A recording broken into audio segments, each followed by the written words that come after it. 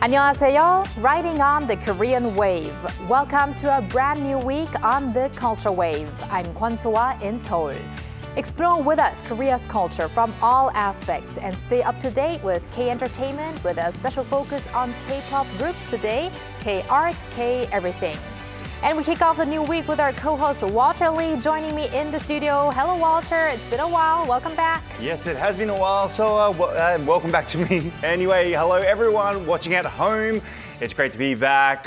It's co-host Walter Lee here to give you your daily dose of K-Enter news. Well, Walter, let's start off with that daily dose of K-Enter news today. Yes. So for our top story today, we have a big festivity going on for all the BTS fans out there. That's right, a big festivity indeed, a BTS festivity. BTS's label Big Hit Music started its annual BTS Festa on Sunday, which will run for 2 weeks.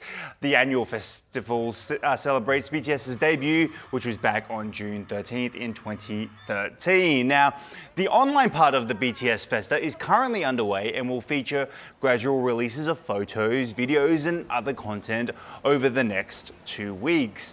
And this year's offline event will be held on June 13th and June 14th at Kintex in Goyang, with around 20 booths offering fans special experiences like the Voice Zone featuring voice messages from the members, a BTS locker showcasing treasured items, and a Spotify playlist with songs personally selected by the group themselves. Wow, it sounds like a full-packed experience for the ARMY. And now let's move on to something that has been anticipated from people all around the world. Squid Game Season 3. Yes. But before that, there's still news about the second season, I heard. Yes, there is, quite interestingly enough. Now, Squid Game Season 2 emerged as the most watched TV series in the US during the early months of 2025. Now, last Thursday, local time, Hollywood media outlet Variety reported that Squid Game 2 claimed the top spot by a significant margin on Nielsen's list of top 100 most watched TV series of the 2024-2025 season. Now, the report states that Squid Game 2 garnered 27.1 million views over the 35-day period. Now, this was far outpacing the extremely popular Adolescent, which was another Netflix series that came out in second with 19 million views, which is a big difference between the two. Now, Netflix had previously announced that Squid Game 2 had reached a total of 165.7 million global views as of the fourth quarter of last year. Wow, what an achievement. What an achievement. Now it is really time to talk about the final season. I can't believe that it's already the month of June, Yes. which means really in a few weeks it's going to be out. Yes. And now we're going to talk about something which is the official trailer Yes. of Squid Game 3. What do you have? Yes, we did talk about that teaser trailer. Now let's talk about the main trailer. The trailer introduces a brand new game, or brand new games, including the infamous Young-hee doll operating a long jump rope and a tight maze-like alley, hinting at fresh and intense challenges ahead, of course. Now, the ongoing tension between Song Gi-hoon, which is played by Lee Jung-jae, who holds the faith in humanity, and obviously the front man Lee Byung-hun, who harbors deep mistrust towards people, is set to escalate even further, and for the final time, of course. Now, during Netflix's fan event at the 2025, held in Los Angeles on May 31st, local time, Lee Byung-hun asked, "Are you ready to play the final game together?" While Lee Jung-jae remarked, "Every game must come to an end," an obvious suggestion to the end of the series. Well, all things good come to an end one Yes. day, just like K-Enter News for today. Yes, Well, Walter, stick around and thanks for those updates. yes, will do. And now let's move on to our AI anchor, Ari, for other culture-related news. Ari, what do you have for us today? Hello and welcome to your AI guide to the latest cultural updates from Korea. Here's our top story. Korean violinist Park Sue won first prize at the 13th International Jean Sibelius Violin Competition in Helsinki, becoming only the second Korean to do so. The 25-year-old clinched the top spot in last week's final. performing Oliver Knusson's Violin Concerto with the Finnish Radio Symphony Orchestra and Sibelius Violin Concerto with the Helsinki Philharmonic Orchestra, emerging as one of Korea's leading young violinists. She released her debut album, a complete recording of the Paganini Caprices, at age 16. Her 2021 album, Journey Through a Century, was named Recording of the Month and Recording of the Year by British classical music magazine Gramophone. The Culture Ministry has launched the international content competition, Talk Talk Korea 2025, and is accepting entries until August 5th. Launched in 2014, Talk Talk Korea is a prominent K-content contest where participants from diverse cultural backgrounds showcase the appeal of Korean culture through videos, photos, and other creative formats. After 5 rounds of evaluation, a total of 300 entries will be selected and given awards. Prizes for first-place winners across different categories include a ticket to a 9-day cultural experience in Korea and digital goods valued at over $2,000. Entries can be submitted via the official website at www.talktalkkorea.org.kr. Korea's major music industry group has urged the government to build a dedicated K-pop arena, citing a persistent shortage of large-scale performance venues in Seoul. The Korea Entertainment Producers Association made the request in a statement that highlighted the growing economic benefits of K-pop through international sales and live events. While venues like the Seoul Olympic Stadium and the World Cup Stadium are currently used for major concerts, the group pointed to ongoing challenges, including turf damage, remodeling work, and complicated booking procedures. They propose building a world-class K-pop arena on the current National Assembly site if the legislature relocates to Sejong, or alternatively, constructing a 30,000-seat venue near Olympic Park. That's all from me. Stay tuned to the Culture Wave.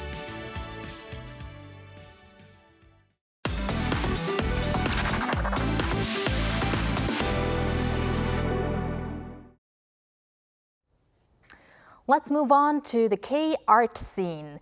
In this next report, we show you how friendship transcends national boundaries and stands the test of time to allow for rich cultural exchanges, as witnessed at a museum in Massachusetts. Our culture correspondent Song Yu-jin shares this story.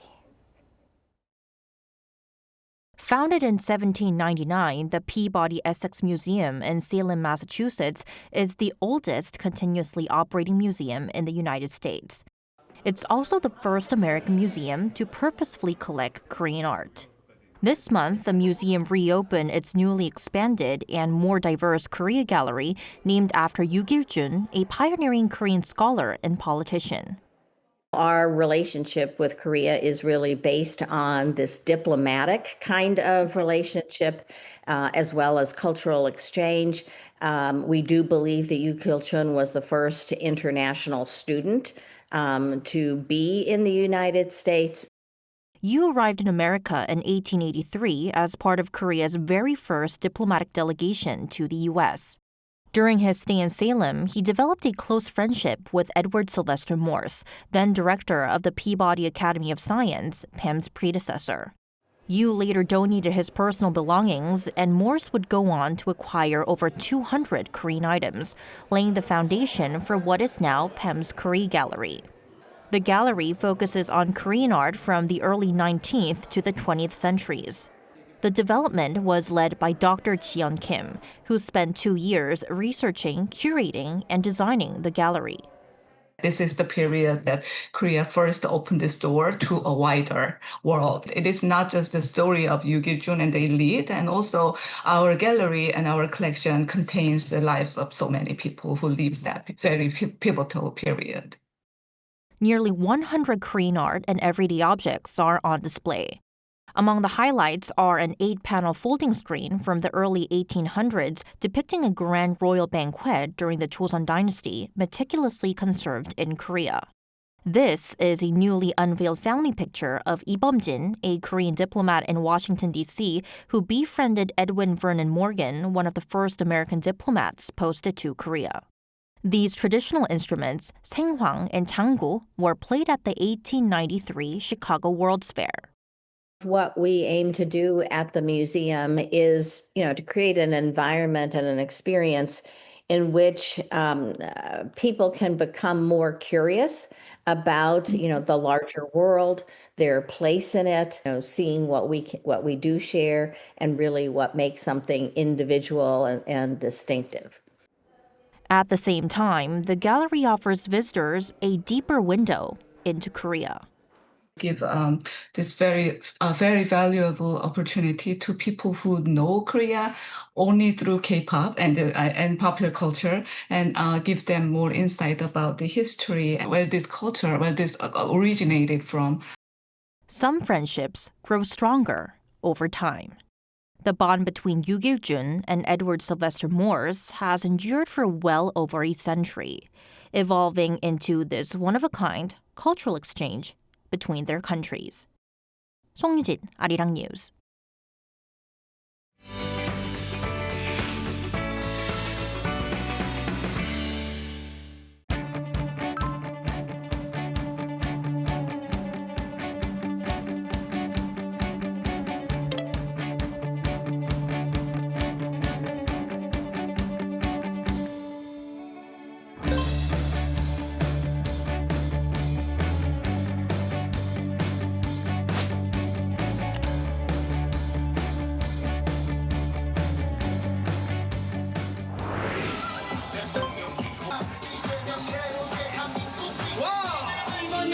이번 너무 좋아요. 위대한 대한민국 만들겠어요.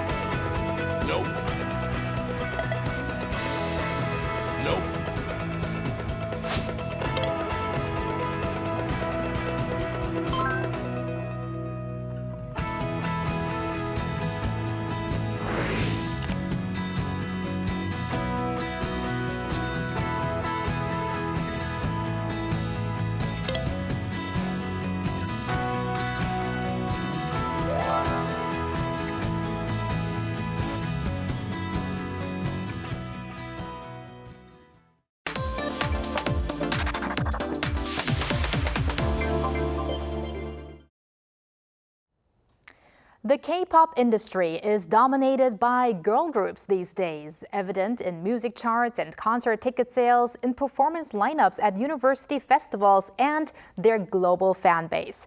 On the other hand, the boy group era seems to be in a stagnant phase. So what can we make of this shift? To delve into this issue, we now connect to Bernie Jo, president of DFSB Collective.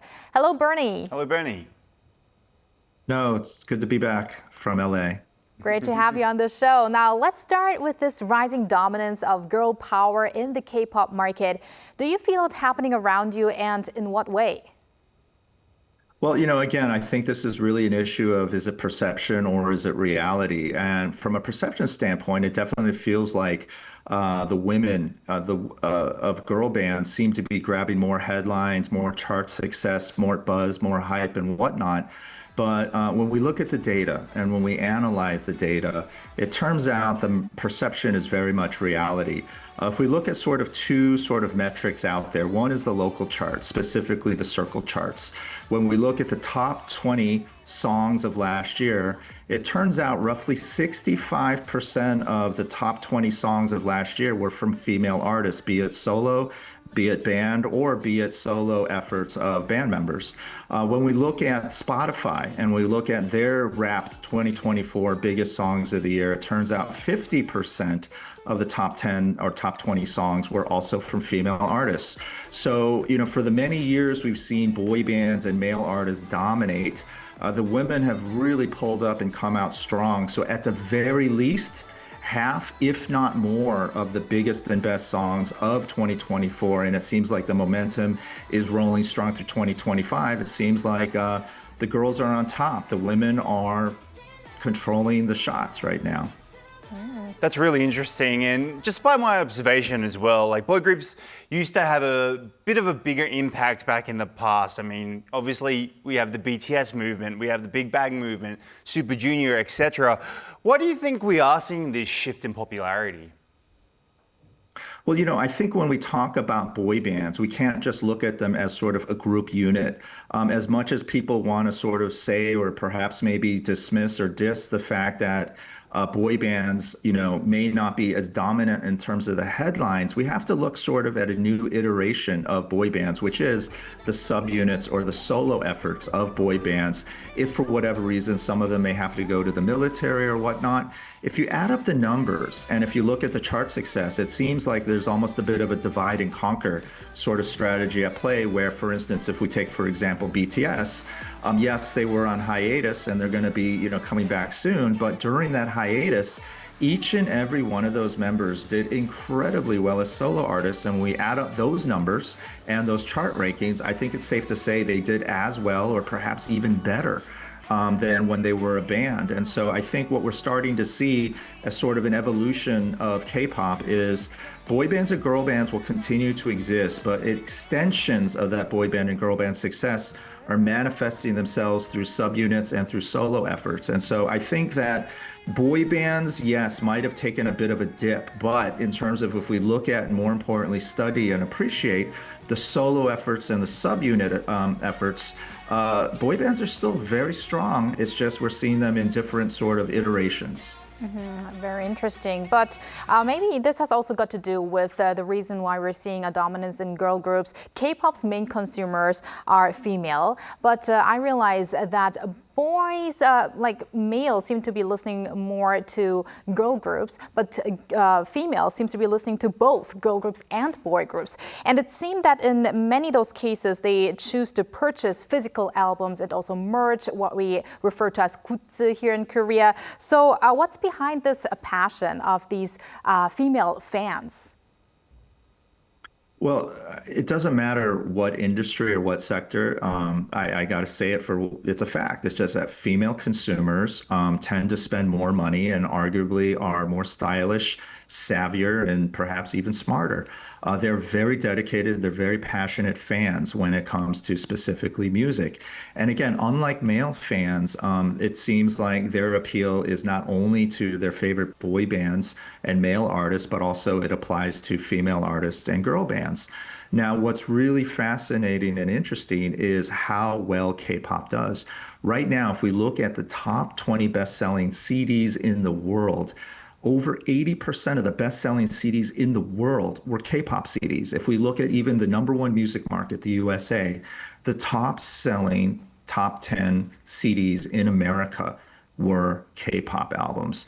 And when we look at the analytics for merchandise, as you said, goods, it is a very good business. So much so that K-pop fans in the US spend more money, whether it be physical music formats such as CDs or LPs or even cassettes, but more importantly, merchandise. They spend more money than any other music genre fan in America. And so for fans, K-pop is not just about showing streaming success. The real dominance is a different type of CD, not compact disc, chart dominance vis-a-vis through physical formats and also merchandising. Now, Bernie, I know that you are very well known, like your new debut groups, you're very well into the K-entertainment. So let's talk about those rookie girl groups that have come up this year. Is there any girl group that you have particular big expectations for? Oh my goodness, you're asking me to step in a landmine answering that question. Look, I have to say, rather than naming specific bands, I think it's safe to say we need to really understand and more importantly, appreciate the brand power, the brand value that the top K-pop music companies in Korea have generated, so much so that any new band, be it boy band or girl band that they release, are highly likely to be coming to market with a built-in fan base even before they debut. So for instance, in addition to obviously talking about the Fab Four, HYBE, SM, JYP, and YG Entertainment, we also have to look at the sort of emerging up-and-coming management companies, whether they be Starship, P Nation, and also Black Label. And so when we look at these huge, big 6 companies, each and every one of them are coming out with new girl bands, and all of them seem to be coming out with relative degrees of success. Right now, it's become the new normal that right when these new girl bands are dropping not only their first single or first music video, but the first EP or first album, their pre-orders are in the tens of thousands to hundreds of thousands. And you don't see that kind of phenomena in other major music markets where debut bands are selling this many albums right out of the gates. And I think this really is a strong testament to not only the brand power of the companies they're coming from, but more importantly, the social media and the viral video power and influence that is in play with these new K-pop bands, because right when they hit the stage, right when they debut, they have a massive built-in fan base that's willing to push these acts and promote these acts so that right out of the gates, they're not just stars, but superstars. It's quite interesting. And so we really touched upon the fact that these days the girl groups are becoming more dominant, and the boy groups, though you said the subgroups are doing better, the soloists are doing better. Do you think that we'll see maybe one day the rise of boy groups again? Like, do you think that maybe will be another BTS era style of group, or what would be the prerequisite, you think? Oh, again, you've asked me to step on another landmine, but I have to say though, credit where credit's due, as I think that in many ways, BTS and the current generation of boy bands have really elevated and evolved to the point where fans not only expect more, want more, but demand more. I think what we're going to start seeing is that with boy bands in particular, it's not just going to be good looking, good dancers with good vocals. I think there's going to be more of a premium on the artist, producer, singer, songwriter members of bands, so much so that if and when these bands need to go to the military, or more importantly, really flex and show off their true talents, it's become, sort of more the rule rather than the exception that artists go and pursue solo or subunit pursuits, not after the band breaks up, but during the height and the peak of band activities. And I think this really brings about a synergy effect. But we're starting to see more and more of nowadays in the K-pop boy band space is it's not just about pretty faces anymore. These boys, these men, they have talent, and they're showing off this talent vis-a-vis through their songwriting skills, their producer skills, and obviously their performance skills. So I think the level up of K-pop is happening, and I think in large part due to BTS, and I think we're going to start seeing more and more of these K-pop boy bands being less boy bands and really truly being recognized and more importantly respected as artists. Well, you know what I would like to see? I would like to see more mixed groups, having groups where we have boys and girls together, because we didn't have much of that in the past years, I think. But regardless of the dominance, I think K-pop is still leveling up, as you said, Bernie. And thank you very much for your insights today. It was great having you on the show. Thank you, Bernie. Likewise, thank you. And thank you, Walter. We're going to see you back on a Wednesday after the presidential election. Yes, I'll see you on Wednesday. Thank you for spending the past half an hour with us for your daily dose of K-culture issues. The Culture Wave will be back not tomorrow, but on Wednesday, 2 p.m. Korea time. But please stay tuned to the special presidential election coverage Arirang News will be providing throughout Tuesday. Thanks for watching.